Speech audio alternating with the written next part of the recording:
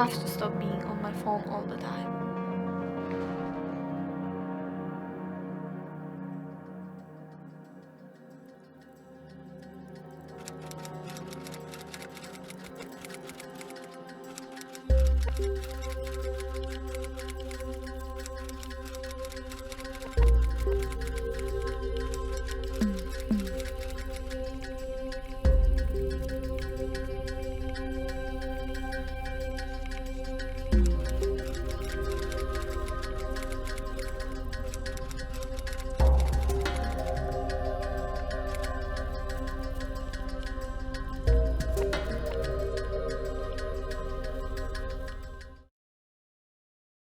Last year, I tried to get 100 from physics, but I didn't succeed in getting it. It was a really stupid mistake. The scenario repeated and repeated again and again, and I was tired. I didn't know what to do. Then my dad said, to get a 6, you just have to be so good they can't argue. Welcome to the next report in my no-return journey. Today I will show you how I will become the best, and that is by not giving teachers anything to argue.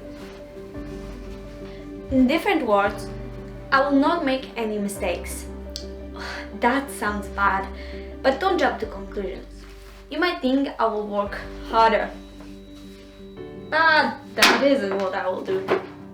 You might have already heard the term work smarter, not harder. But what does that even mean? How can you study smarter when you study to get more smarter?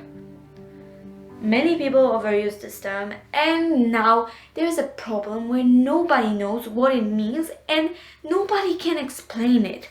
Trust me, I've watched so many videos on this. Okay, so what does it mean study smarter? Well, I'm going to explain it this way. When you want to bake a cake, you get different ingredients, everything is measured and they all have their own bowls. But you don't put them separated into the oven thinking that you will get a cake. If you'll dump everything at once and mix it, sure, you'll get a cake, but it will not be the best. It can be much better with the same ingredients. But if you mix them in the correct order, you will get the cake you would want to eat. But the funny part is that if you want a different cake, you can just take things out, get some more, mix it differently, or change the order, and you have completely different cake. Okay, now I know how to bake a couple of cakes. What does it have to do with studying? Think of it this way. Our ingredients are the things we learn, and the mixing process is actually studying. The oven is our test, final exam, whatever it's called. Okay, but what does the different cakes part mean? Different subjects need different approach. You learn math and languages differently. But just like the order of mixing the ingredients matters, the order of learning information also matters. If you will dump everything in, you can expect below average results. But if you will not mix the ingredients, you might get okay results. But why? If separated ingredients won't make a cake, why does separated facts get us okay results?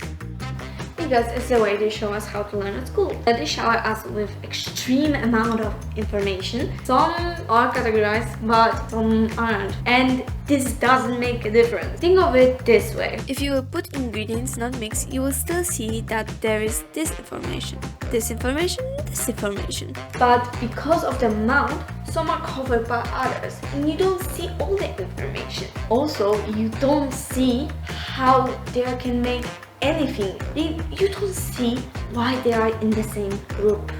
But if you mix them in the correct order, you will get the best results possible.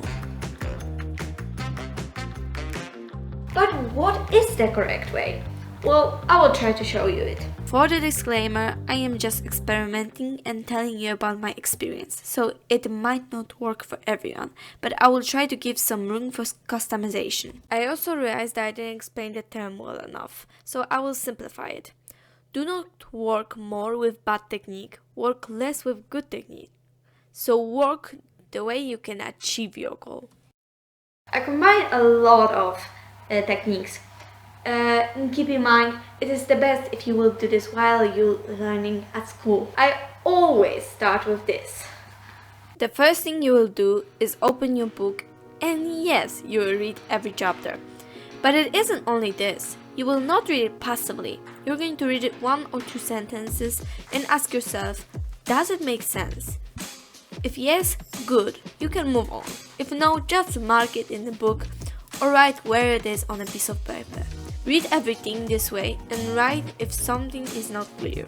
After you're done with this, read it again and see if the things you wrote on the paper make more sense. If yes, you can just cross it out on the paper. If not, leave it and go to the next thing. And repeat and repeat. When a couple of things don't make sense, no matter how much you revise it, those are the things you have to put in your flashcards. This might take about 2 to 3 hours if you have some chapters. Remember, you don't need to do this all at once, and I do not recommend this. This video goes more in depth about this technique. After you know some basic knowledge about the topic, be brave and go ask your teacher what will be on the test. They will tell you what to study the most, and study that. Do not waste time on things you don't need to know. Now that we know what we will be tested on, we're going to get out books again. Read a paragraph and write the most questions you can write about this topic, and try to answer them in the most basic way you can. It will take some time, but it helps you think of the things you learn not in a fact way, but in an answer to a question. I would also recommend thinking of a couple of what would happen if or what if questions on the topic. For example, what would happen if I didn't eat any sugar? Or for math, what if our exercise is a not? How would the way of doing change? Or for physics, which is the coolest scenario in my thinking, what would happen if there was no gravity on Earth? When you answer those questions, you will probably find a thing that you will not know about or something that will interest you. Then ask yourself derived questions. Why this way and not different? And try to find out why. It will make you understand it much more in depth. After you finish, go online and find tests about the topic. Get quite a lot, let's say 7 to 10 tests. The good option is also to look for books about that topic. Best if it's a textbook. Go to your local library and see if there are some books on that topic, and see the questions asked in the books. You can also see if there are any textbooks made for teachers. Sometimes there are tests in there. You will look for connections in those tests. What type of exercise repeat? What questions are the same or change slightly? And write the topic that most questions were asked about. Those are the topics you will study the most. Most teachers do not make their own questions, and they just look online for them, or even copy the whole test. If you find the right one, you might even know all the answers before. Unfortunately, we can't leave it at this. We still need to learn the topic. And I think this is the best way to do this. What you will do is ask yourself why the topic is here.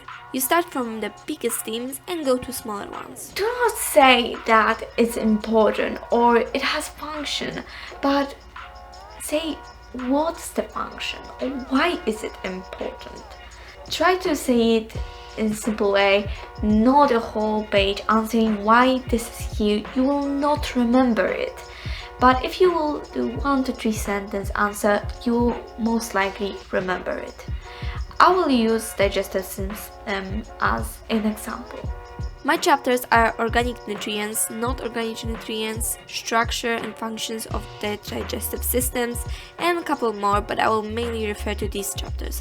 So in my example, I would say chapters organic nutrients and not organic nutrients say what keeps the digestive system in check and make it work. Then you have function of digestive system chapters, how it works, why we need all the parts we have. Then when you connect all the chapters, choose one and go and do the same process with subheading. If you can't find the connection in the book, try looking for it online.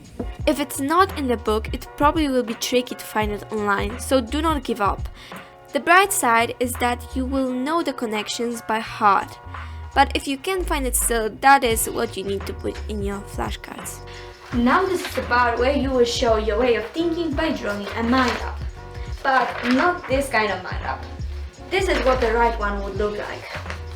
It should represent the connections in your brain, like a network of information that are connected to each other in sometimes a couple of ways. Just like in the last step, you will start by writing the main theme, for example the digestive system. Then connect the sub-themes with it. Just branch out to smaller and smaller parts. You will need to do this more than one time. I recommend the first time you do it to write max one sentence explanation on the connection. I normally explain only the first and second time I do it, and I only use a couple of words. Don't be scared to draw connections through other connections.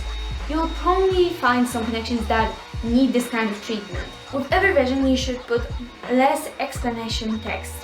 It would be also good if you would draw pictures, especially to complicated topics, to simplify it with a drawing. Wait, you said I could customize it. There's no room for customization. Well, what you can change is the way you revise it. Everyone can make a mind map, but it will mean nothing if you won't revise it. What you're probably doing wrong while revising is only using one way. I mean, one of your senses. For example, writing gets stored in the box. If you're writing this, then you remember this. So this is bad, because what will we do when we forget how the thing we wanted to write went? This is why we need to use more than one technique. For example, reading your map, explaining it out loud, and recording it. Then you can listen to it while looking on the map and seeing the connections. If you have some things that you couldn't understand or you don't know where to put on the map, put them in the flashcards. I recommend Anki because it has spaced repetition, so you will learn when your brain needs to revise it. If you have to know like 10 to 20 things, for example 10 bones, while you repeat their names out loud, count them on your fingers. It will help you with remembering and also with knowing how many there are, so you know if you have everything. I use it as a way to put touch memory to use. It is not the best for long term, but you can keep it by putting it in your flashcards. One of the best techniques is also famous technique. You should try to explain the connections in the simplest way to someone. It could be your friend, parent, or a chair. Yes, many use chair for convenience. Chair is also good if you think that it has no brain, so you have to explain it that way so that even the dumbest person could understand it. Thank you all for watching. I hope I helped a little, and I hope we will all bake some good grades. Bye bye. Oh, that's so good.